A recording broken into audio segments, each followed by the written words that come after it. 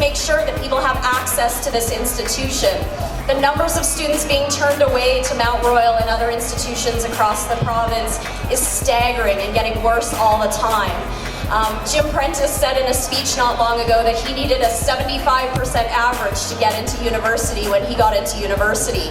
There is no way a 75% average would get anybody into university right now.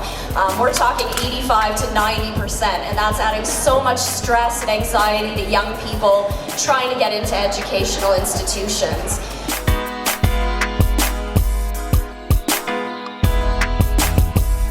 So less access for them, and when they get here, they're going to see higher tuition through things like market modifiers. They're going to see higher non-instructional fees. They'll get here, if they're lucky enough to have a seat, they'll be paying through the nose to have it. We know students are working more part-time hours to afford that, and when they graduate, they're saddled with more debt. Sound like a good deal to you? The particularly galling part is that I'm of an age to remember, I started university in the 80s, I'm of an age to remember when tuition was dramatically cheaper. I paid for a full course load over an entire year about $1,000 in tuition. Even if you adjust for inflation, it would be nowhere near what you're paying today. Nowhere near it.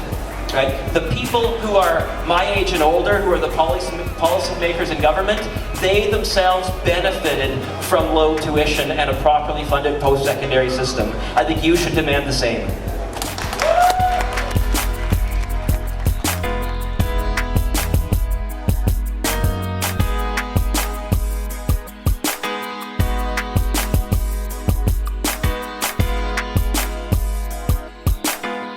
We need to stop looking at students as the first and default place where we're going to get our money.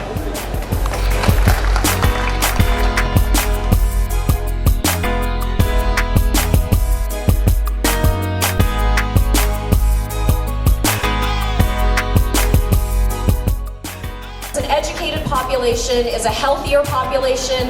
There's less crime in an educated population.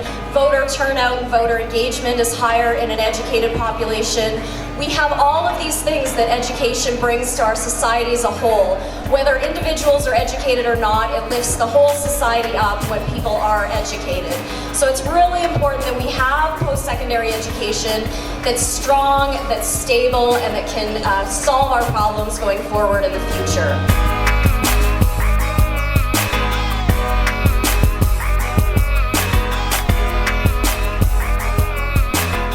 2013, the provincial government slashed post-secondary funding in Alberta by 7.3% after a 2% promised increase. So within a matter of a few months, the institution had to slash about 10% of its budget from its expected revenues.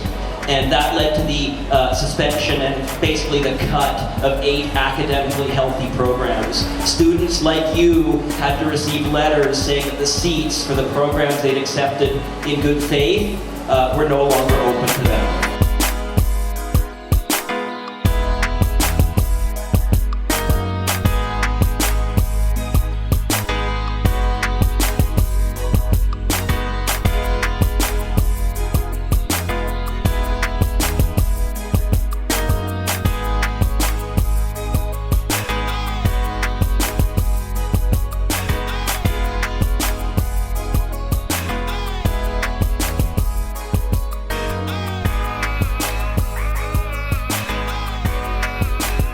The sustainability and security of funding for post-secondary, that it needs to be paid for out of public revenues because it benefits the public. It's not an individual benefit that we're getting from post-secondary education, it's a societal benefit, and that means society should be paying for everybody to get educated.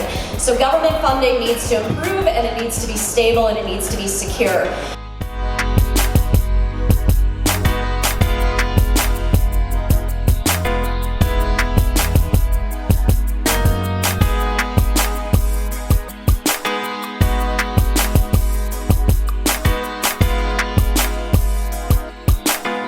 But we can make a difference, and we have to make a difference, and the only option is to fight.